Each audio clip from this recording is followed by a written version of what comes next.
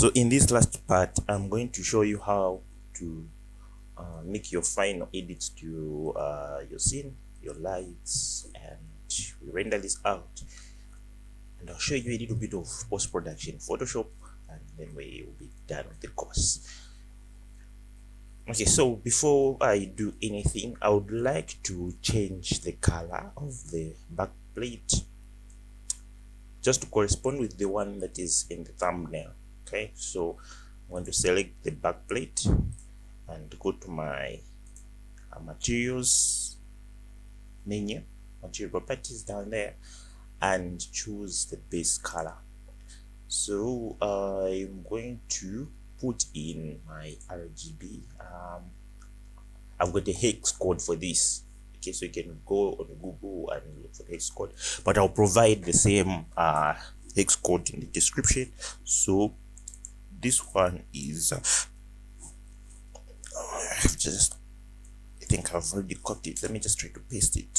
Okay, let me just type it. I think so. It is B977C. It's not a C. E. Okay, so that is the background color that is in the final shot. Okay, from there, let's look at something. Before we do anything, I want us to go to our render properties here, and let's set up a few things. So by default, the rendering engine is Eevee. It's Eevee, but we're not going to use Eevee because Eevee has got a different lighting setup, though it is much faster. As you can see here, our materials are not reacting in the right way. Okay, so there's a number of tweaks that you need to do, putting in things like light probes and baking the light and so on. Okay, so by default we're just going to use cycles for this one, and I think that is okay.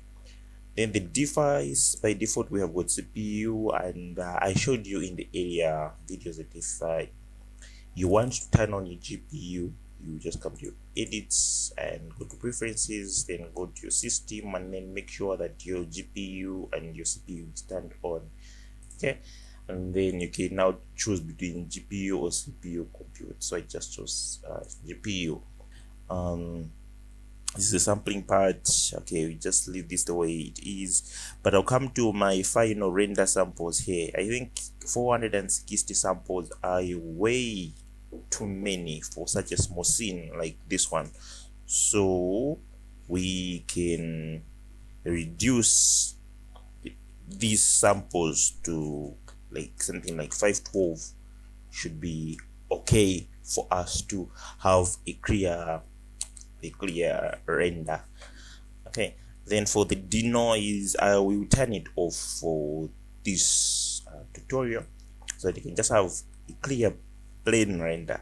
But if you want, you can turn on your denoise so that you can render this image with lower samples, and then the denoiser kicks in and gets rid of the other noise. So I'm not going to use it in my case. I'll just use the actual samples because I think my GPU can handle this, so it's okay. Unless if you are using a CPU and it's not so good, yeah, I would advise to use denoiser, but you just have to be careful with how you get to use it. Okay, and so on the denoiser, I found that the denoiser works pretty well if you reduce this noise threshold to something like 0.005. okay, then you're going to have a very little amount of noise in your scene. So when the denoiser kicks in, it won't it won't disturb the pixels. Okay, so to say. Okay, so I'll just leave this at 0.01. Is it? Yeah, it was 0.01. That is okay. And then I'll move to So there are things like light paths. I won't talk about this in this video, but these help you to reduce your render times. So you can clamp your maximum bounces in your scene. So like 12, this is a lot, so you can find a suitable number of what you want. You can go with one, but generally we usually recommend starting from numbers like 3 or 4 and going over. Okay, so I want to talk about this video. Okay, what I was also interested in was talking about the color space. Yeah, color management. Make sure that under your looks, turn on whether you want to have it in low contrast, whether you want to have medium contrast. So mostly I go with medium contrast or medium high contrast. Okay, so if you observe from my render, there is a total difference between medium contrast and when you're at high contrast. Generally, contrast most of the times brings out the details, okay, of a shot. That's what it really does. Yeah, for the exposure, you can just leave these other things just the way they are. Okay, make sure that your hue transformation is set to filmic, and yeah, I think that is it for the render settings. And for the output, I think I showed you my output, which is 1500 pixels for my my X, and then 2000 pixels for my Y. Okay, yeah, I think that is pretty much okay. That is pretty much okay for now. Yeah, so let's see. I think for our lights, I think this light is too bright here, and then it's dark. It looks too dark over there. So I think maybe we can make some adjustments. Maybe if we can drag this plane and bring it to the left. Yeah, so you see there's this change. This is because if you look at this, carefully, this light ends from here and this plane ends from there. So where the light is cutting from, okay, there's more like a fold going on there. Okay, so it is creating these shadows. So if I was to pull this light in closer to the light, now what is happening is the light rays from this light are now bouncing off from the surface. Okay, bouncing off the surface and hitting the surface, so it's now much cleaner. Okay, so we can just leave this the way it is. That is okay. Okay, let me see. Now if we want to have a setup like for the shot that we had in my thumbnail, okay, so I'm just going to reframe. Let me see if this is okay. Okay, it says okay. That's the way it is. What we can do is we want to have more bottles. Okay, we want to have more bottles, so I'll just duplicate this bottle like 2 times. So let's control shift D, sorry. My screencast keys are not working. Why are they not working?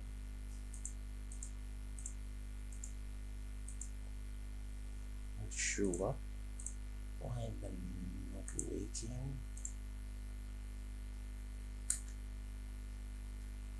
But let me see something.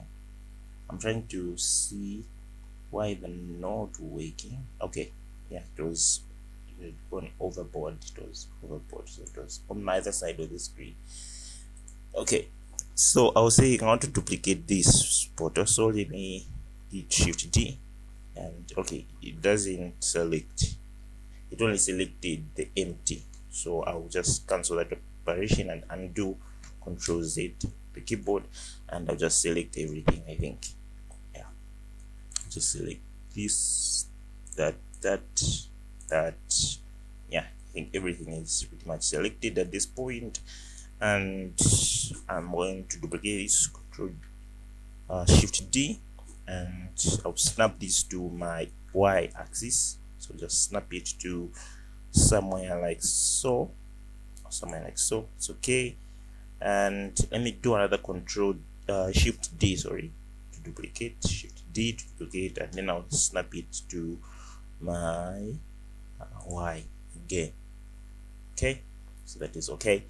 So all I need to do is select this empty, since these objects are parented to the empties now, so we just have to select these empties and then I'll move them back. So GX and move them back like that.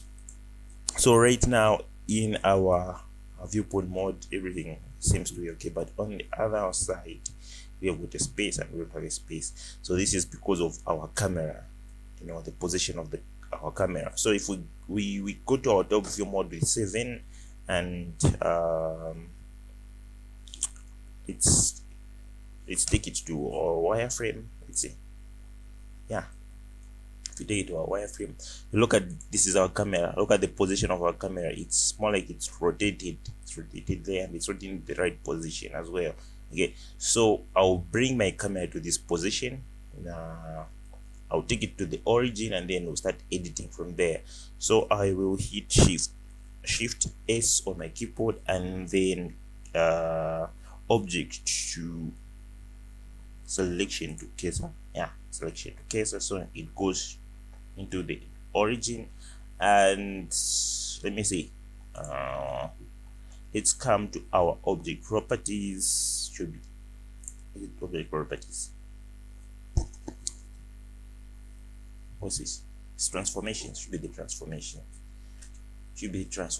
So here is rotation. So rotation, let's turn this to 90 degrees. Let's see, it's no much change.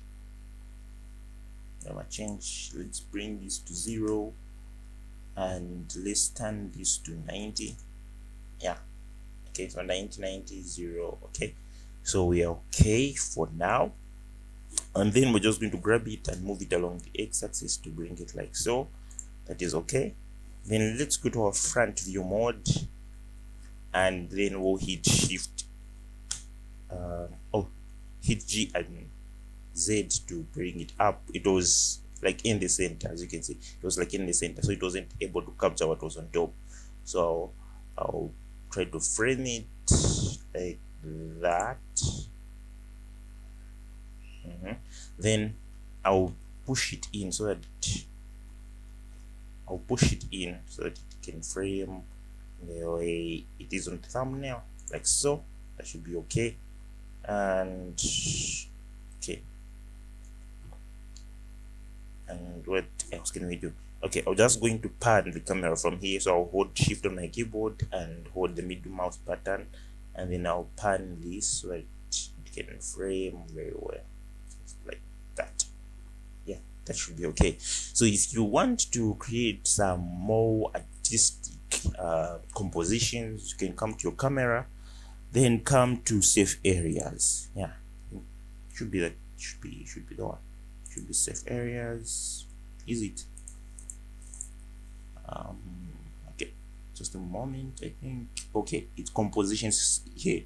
Viewport display, and then come to your composition guides. Sorry. So you can put in these guides. I don't know why they're not okay. Yeah. Let's see. Okay, from this view, if you're able to see, there are these lines. Yeah, there are these guidelines that have been formed on this view. So these help you to frame where you want your subject to be. Okay, so you can get to choose which kind of framing that you want. This is more like, this is photography, so to say. This is photography rules for you to get some interesting shots. Okay, so mostly just go with this one, the row of threads, and it helps me out a lot in getting the actual shots that I want. Okay, so I think something like this is okay for us. Okay, so you can just do whatever you wish to, you know. You can just experiment. It's about experimenting. That's what it is about. Okay, so we have our short, and yeah, I think this is basic stuff, basically it. um Trying to see what else we can do. um I think for now this is it. I think this is it. Okay, so all we need to do is just come to my render panel here. So you can choose render image or just hit F12 on your keyboard. So just hit render here and just wait for it to do the processing. Yeah, so yeah, that's basically it. So let's just wait for it to finish. It's rendering. As you can see here, we've got 32 samples of 512 samples.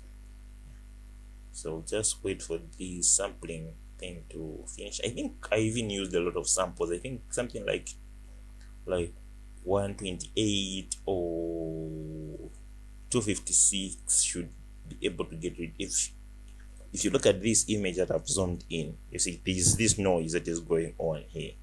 There's this noise, there's these small particles. So as the render engine is doing its calculations, it's trying to get rid of these small dots which are creating this noise in the render, grain in the render. Yeah, so the more samples you have, the less grain that you're going to have in your render. Okay, yeah. So with the denoiser, what the denoiser does is it more like fakes, it fakes this graying.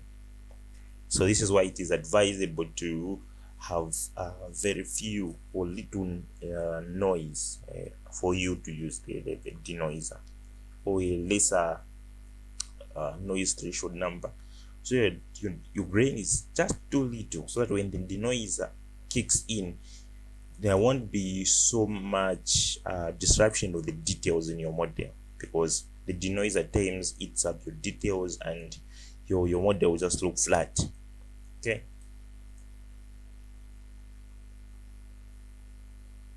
so like in our case, there's a lot of things that you can do to the materials. You can add some fingerprints, you can add some imperfections just to make the models look realistic. Okay, but for me, I wanted to go with this kind of look where it looks like it's a new bottle, and is it's just been produced, so to say. It's just been produced, so it has got nothing like fingerprints or scratches or whatever. Yeah, this is the look that I wanted to go for. But if you want to create that kind of realism where you've got fingerprints, so on, you will have to go into your material nodes and do those tweaks. I think I will do a tutorial dedicated to material nodes separately, and I'll explain in detail how to set up things like physical based material, PBR material, and how you can get the most. Okay, so the render is done. Took about 2 minutes. Should be about 2 minutes. So for it to complete, yeah. So I can just come to an image and save as, and I'll save it as a TIFF file. TIFF file is good because they store a lot of information about the image, so it's very easy for us to do post-production in Photoshop. Okay, and so okay, leave the color RGBA, then color depth, choose 16, and then choose the location where you want to save the image. I think I had the final render there already, and the final render, so just hit save as and then save. So I already have it, so there's no need for me to save it again. Okay, so we can now do some post-production in Photoshop. Okay, so this is pretty much it. Basically, this is how you get to create your models. And yes, this. All you just need to do is get to practice more, and yeah. So you can still do your post in Blender. Come to your composition and do your composition from there, but I don't like to do it from there most of the times. Most of the times I use this tab for things like denoising and things like and adding things like glare. Yeah. But for my post production, I usually do it in Photoshop, so I will show you how I do it.